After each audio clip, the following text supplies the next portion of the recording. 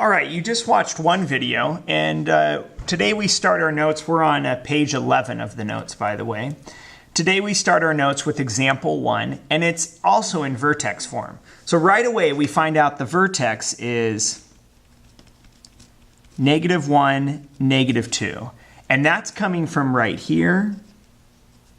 So remember, h is always the opposite as it appears, because in the formula it's opposite of h. So a +1 is actually a -1, because minus -1 would appear as a +1. And the k is just what it is. So this is just like absolute values.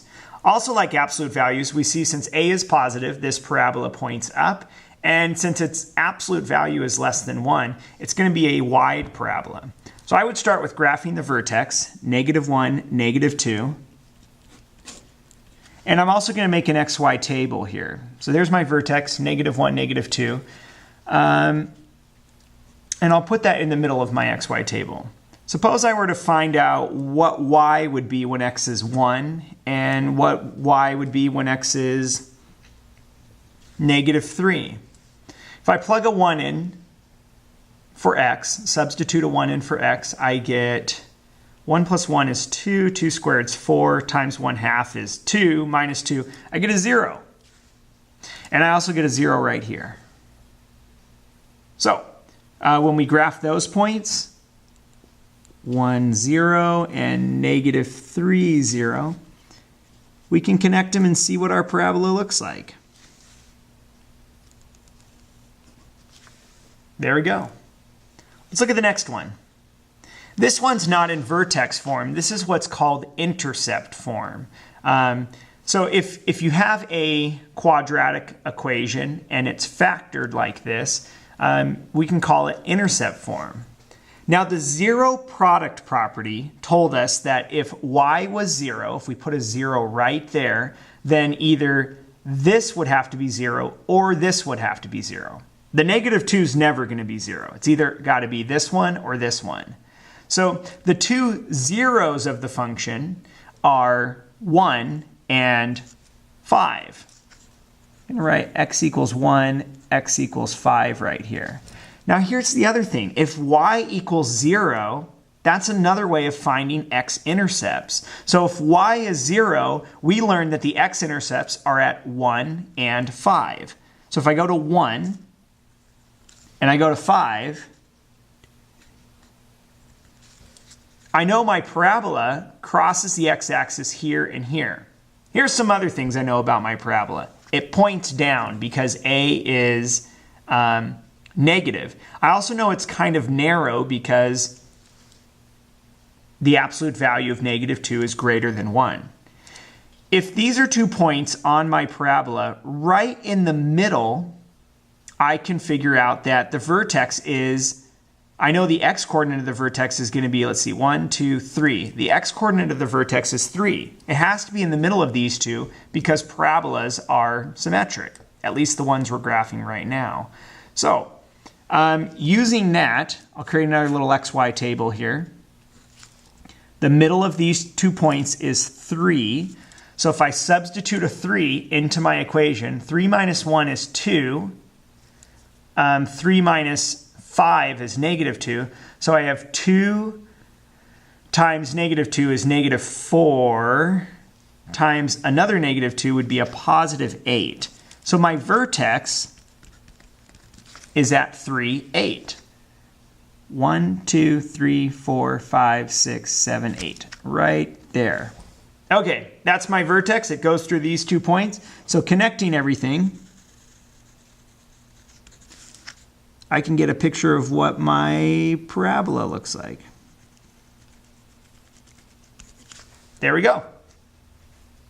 Now, I told you a little while back that completing the square isn't that helpful as a method for solving quadratic equations. However, here's a time it's really helpful. Comparing this one and this one, I like vertex method. It tells you the vertex and you just go from there. It's a quick way of graphing if your quadratic equation is in vertex form. So if we jump down to here, This is not in vertex form. This is in standard form, but we can make it in vertex form by completing the square. Let me just write completing the square right here. Okay. So we have a 19 right here. What would we really like to have right here if we were completing the square? Well, half of negative 8 is 4. 4 squared is 16. So we'd really like a 16 here. If you subtract 3 from both sides, our new equation looks like this. Y minus 3 equals x squared minus 8x plus 16. This is a perfect square trinomial, which means it can be factored as the square of a binomial, like that. Now, if you move this negative 3 back over to the other side, you're in vertex form. Right away, we can see, oh, our vertex is at 4, 3. So 1, 2, 3, 4, 3. There's our vertex. Also, A is 1 in this case, so our parabola is going to point up and actually have the exact same shape as the mother function, which I've memorized that if you start here and you go up 1 and over 1 in each direction, then you go up an additional 3 and over 1 in each direction. That's our standard parabola shape. If you're not comfortable with that trick I just used, just go ahead and make an XY table, substitute some points in for x, and you'll get the same graph. All right, next. Example 4, this says change from standard to intercept form. Now, to be honest, I would rather do this by completing the square, but if we change this to intercept form, it basically means to factor. So this factors as y equals x plus 4 times y equals x plus 2.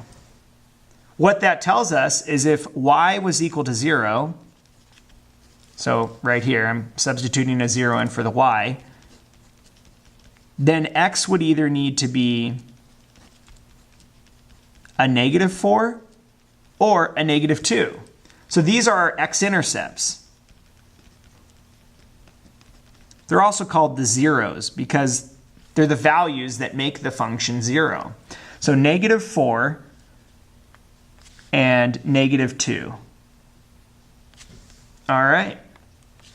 Now look at those 2 points and also note that our parabola points up. Our parabola is going to look something like this. Here's what we do know. We do know that the vertex will have an x-coordinate of negative 3. I know that because negative 3 is the value that's halfway between negative 2 and negative 4. So I know the vertex is somewhere in the middle here. To figure out what the vertex is, I can just plug my negative 3 into either the original equation or up here into the factored equation. It doesn't matter. Negative 3 times 4 is 1. Negative 3 times 2 is negative 1. 1 times negative 1 is negative 1. So we just found out that the y-coordinate of our vertex is negative 1. There we go. So this graph looks like that. Before I connect the dots, I'm going to take advantage of one more thing. This 8 right here, that's the y-intercept. It's the value that if you plugged in zeros for x would be remaining. So let's see. 8 is right here, just off our coordinate plane. So that'll help me get an even more accurate graph. Let's see, and that was 1, 2, 3 away. So if I go 1, 2, 3 away and just off the graph, I can keep my parabola nice and symmetric. There we go. These problems down here, you're going to do these on your own. And I will have the answers available and you can check those out. But first do them on your own. I'll leave this on my desk and you can come up and check these when you're done. One last thing I want to show you. You should have got the Scantrons back from your super quiz. I'm going to give you a little extra credit opportunity to redeem some points if you missed some stuff on the super quiz.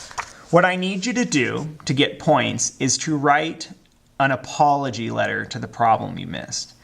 So this may sound weird, but let me explain. Pretend you missed problem number 11 here. An apology letter would first apologize to problem 11 for missing it, and then you need to explain, maybe justify to problem 11 what went wrong. So if I was writing an apology letter for this one, I might say, Dear number 11, I am so sorry I got you wrong. I misunderstood you. I accidentally chose, I don't know, maybe my mistake was I chose B. I now know that I should have chose D. The mistake I made was when I was simplifying rad 40, I pulled the perfect square 4 out instead of the root. Ooh, maybe you should even say, I pulled your perfect square 4 out instead of your square root. I now know the true answer is 2 rad 10. Thank you for your patience, and I promise to never hurt you again. That would be a good apology letter. Now, if you missed lots of problems, you might have to write lots of apology letters. You can do them all on the same page. That's fine. I will give you 1 homework point for each problem you correct. So essentially, correcting 10 problems would add 10 homework points to your score. Now, if you got a perfect score on this, don't worry. You're not missing out. Your perfect score is worth far more than what the extra credit would have done in the homework category. Now, where can you access this quiz? Because you're going to need the quiz, and you're going to need your quiz, like this is quiz A. You're going to need your quiz in order to do this. On Edmodo, I've posted a copy of quiz A, B, C, D, F, and even G. Additionally, at the back table, the TA table, I have copies of all the quizzes. If you wanted to grab one of those and keep it, that's fine with me. This is going to be due Friday, October 24th. Okay, at this point, you should have your notes done. You should know about this extra credit opportunity to correct some of your quiz mistakes. Please start your homework, and I'll see you tomorrow.